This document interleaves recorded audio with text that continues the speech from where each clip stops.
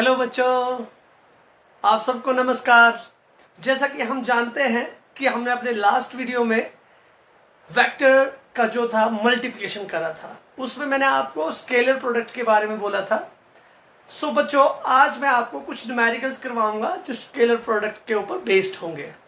तो उसमें से एक पहला जो न्यूमेरिकल मैंने यहाँ पर लिखा है, that is find the unit vector of a vector A which is equals to twice I cap equals to plus 2j cap plus k cap।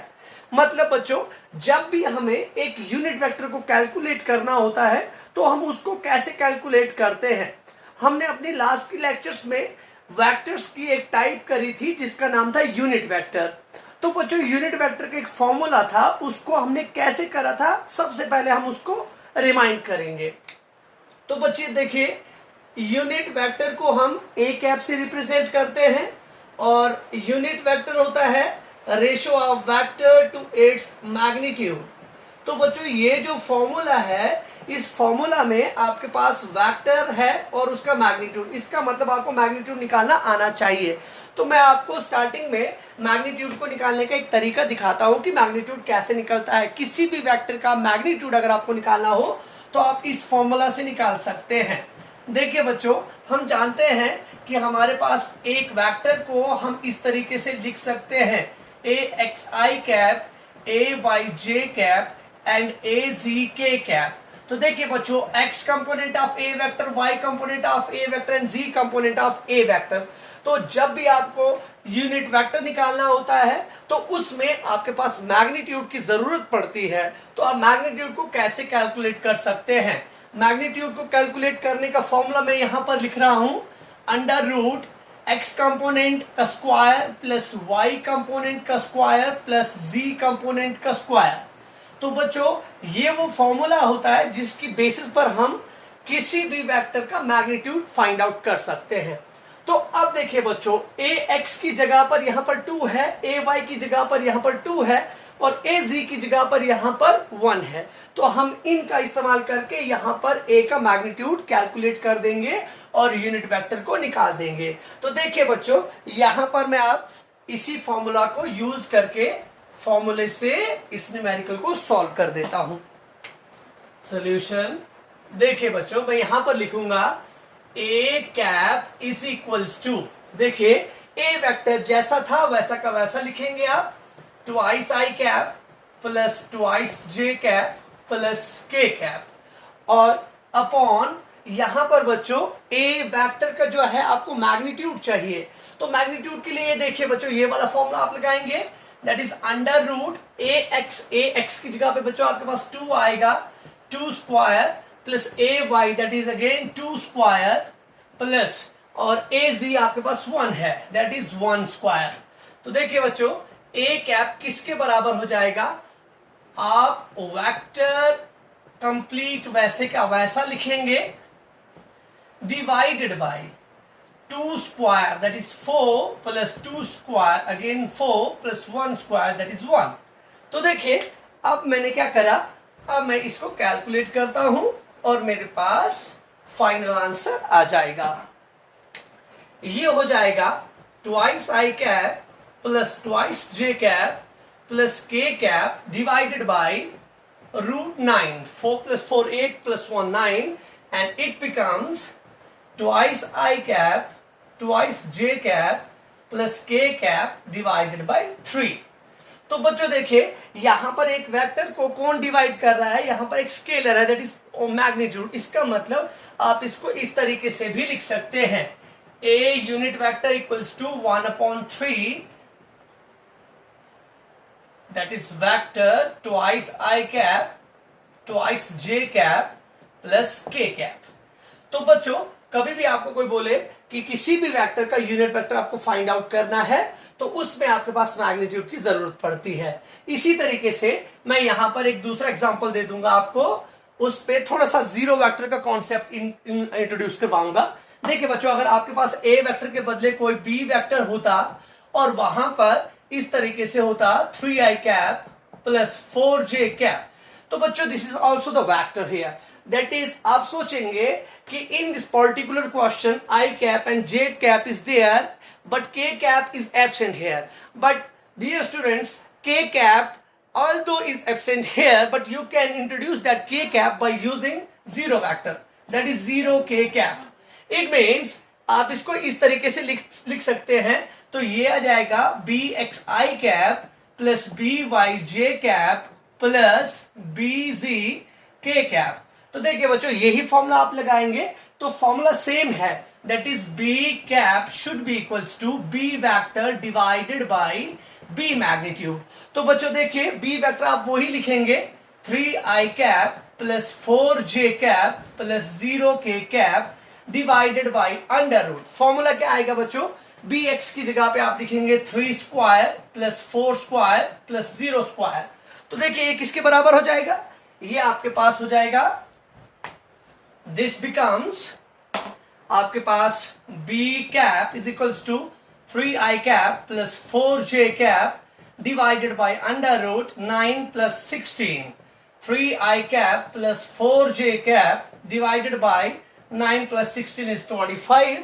Under root 25 means 5. It becomes 1 upon 5 multiplied by 3i cap plus 4j cap. तो बच्चों ये मैंने आपको unit vector निकालना सिखा दिया. तो देखिए, पहली बात हमारे पास यूनिट वेक्टर को कैलकुलेट करने की होती है, तो हमने उस चीज को कैलकुलेट कर दिया. अब मैं आपको एक दूसरा क्वेश्चन देता हूं जो भी स्केलर प्रोडक्ट से ही रिलेट करेगा, कि अगर आपको क्या करना है, स्केलर प्रोडक्ट निकालना है दो वेक्टर्स का, तो कैसे निकाल सकते हैं? आप जानते हैं कि आपको x कंपोनेंट को x कंपोनेंट के साथ मल्टीप्लाई करना पड़ेगा और y कंपोनेंट को y कंपोनेंट के साथ मल्टीप्लाई करना पड़ेगा. तो देखिए यहां पर मैं न्यूमेरिकल प्रॉब्लम नंबर 2, यहां पर कोई अगर आपके पास इस तरीके का न्यूमेरिकल है, फाइंड द डॉट प्रोडक्ट. तो देखिए बच्चों, डॉट प्रोडक्ट का दूसरा नाम होता है स्केलर प्रोडक्ट. तो देखिए, अगर कोई बोले डॉट प्रोडक्ट या स्केलर प्रोडक्ट निकालना है किस किस के बीच में, ए वेक्टर आपकी अपनी इच्छा है, यहां पर suppose I cap plus 4j cap plus 3k cap, और आपके पास बी वेक्टर आपके पास 3i कैप हो जाए, 4j कैप हो जाए और 3k कैप हो जाए. तो इसके बीच में आपको डॉट प्रोडक्ट निकालना है. तो आप बहुत इजीली कैलकुलेट कर सकते हैं. आप लिख सकते हैं a डॉट बी. तो देखिए बच्चों, i के पीछे क्या है, कुछ नहीं है यहां पर, तो इसका मतलब यहां पर 1 है. 1 को आप इसके साथ मल्टीप्लाई करेंगे, 1 मल्टीप्लाइड बाई 3 प्लस 4 को आप 4 के साथ मल्टीप्लाई करेंगे प्लस 3 को आप 3 के साथ मल्टीप्लाई करेंगे. तो देखिए 3 प्लस 16 प्लस 9, तो ये आपके पास आ जाएगा 28. तो देखिए बच्चों, a डॉट बी आपके पास 28 आया. इसके साथ कोई डायरेक्शन नहीं लगेगा क्योंकि आपके पास फाइनल क्वांटिटी कौन सी क्वांटिटी होती है, स्केलर क्वांटिटी होती है. That's why it is the scalar product here. देखिए बच्चों, दूसरा इस तरीके का क्वेश्चन हो सकता है. अब बच्चों अगर कोई इसी क्वेश्चन को क्या बोले कि ये कहा जाए कि फाइंड द डॉट प्रोडक्ट, तो है, अगर इसी क्वेश्चन को मैं ऊपर क्या कर रहा हूं, ये बोला जाए find the angle, find the angle in between these two vectors. सवाल ये है कि इन दो वेक्टर्स के बीच में एंगल को फाइंड आउट करना है. तो बच्चों ध्यान दीजिएगा, आपके जहन में एक फॉर्मूला चलना चाहिए, that was the definition of your scalar product. और वो डेफिनेशन ये है बच्चों कि डॉट प्रोडक्ट हमेशा उसके मैग्नीट्यूड्स के प्रोडक्ट और उनके बीच में कॉस थीटा जो एंगल होता है इसके बराबर होता है. तो बच्चों इस फॉर्मूला से आप कॉस थीटा कैलकुलेट कर सकते हैं. तो आपके पास ये वाला फॉर्मूला कॉस थीटा का आ गया. तो बच्चों आपको क्या चाहिए, आपको थीटा चाहिए. तो थीटा के लिए आप क्या करेंगे, कॉस इनवर्स. ये कॉस जब उस साइड चला जाएगा तो कॉस इनवर्स बनेगा, a dot B divided by A B. तो अब आप सोच रहे होंगे कि मैंने ये क्यों नहीं मिटाया, तो बच्चों इसका इस्तेमाल है। देखिए बच्चों, थीटा निकालने के लिए हमें a डॉट बी चाहिए, तो हमने a डॉट बी यहाँ पर निकाल दिया है 28 और divided by A B. a is the magnitude of a, तो बोलिए बच्चों, and b is the magnitude of b vector, तो मतलब ये वेक्टर्स के मैग्नीट्यूड्स हैं। तो अब इसको कैसे कैलकुलेट कर सकते हैं, यहाँ पर मैं थीटा लिखूंगा बच्चों और यहाँ पर मैं कॉस इनवर्स डाल के a डॉट बी जो है मैंने 28 निकाल दिया था, डिवाइडेड बाई, देखिए बच्चों डिवाइडेड बाई कितना आएगा, यहाँ पर a का मैग्नीट्यूड कैसे निकालेंगे, अंडर रूट, बोलिए बच्चों अंडर रूट, देखिए a ये है ax का स्क्वायर, 1 का स्क्वायर प्लस 4 का स्क्वायर प्लस 3 का स्क्वायर इनटू मल्टीप्लाई बाई क्या है बच्चों, b का है। देखिए यहाँ पे आप b का मैग्नीट्यूड निकाल सकते हैं, 3 square plus 4 square plus 3 square, ये आपके पास थीटा माना जाएगा, दैट इज कॉस इनवर्स, यहाँ पर 28 है बच्चों, और नीचे इसको कैलकुलेट कर देंगे, 1 स्क्वायर 1, 4 स्क्वायर 16, ये आ जाएगा 16 और ये 9, और आगे वाला आ जाएगा अंडर रूट 9 प्लस 16 प्लस 9, तो ये किसके बराबर बन जाएगा बच्चों, ये बनेगा, इसको मैं कैलकुलेट कर दूंगा यहाँ पर, इसको मैं मिटा देता हूँ यहाँ से। अब आप समझ गए होंगे कि थीटा को निकालने के लिए भी आपको डॉट प्रोडक्ट निकालना पड़ेगा, तो theta is equals to cos inverse 28 divided by, देखिए रूट 16 9 25 और 1 26, रूट 16 9 25 और 9 34, ये देखिए। अब आप इसको मल्टीप्लाई करके एज इट इज जितना आंसर आएगा वो आपका आंसर रिक्वायर्ड थीटा होगा। देखिए बच्चों इस तरीके से। अब मैं आपको ये कहूंगा बच्चों कि मैंने एक ही प्रॉब्लम लिया और उस प्रॉब्लम से सारी की सारी तरीके के क्वेश्चंस आपको एक्सप्लेन करने की कोशिश करी।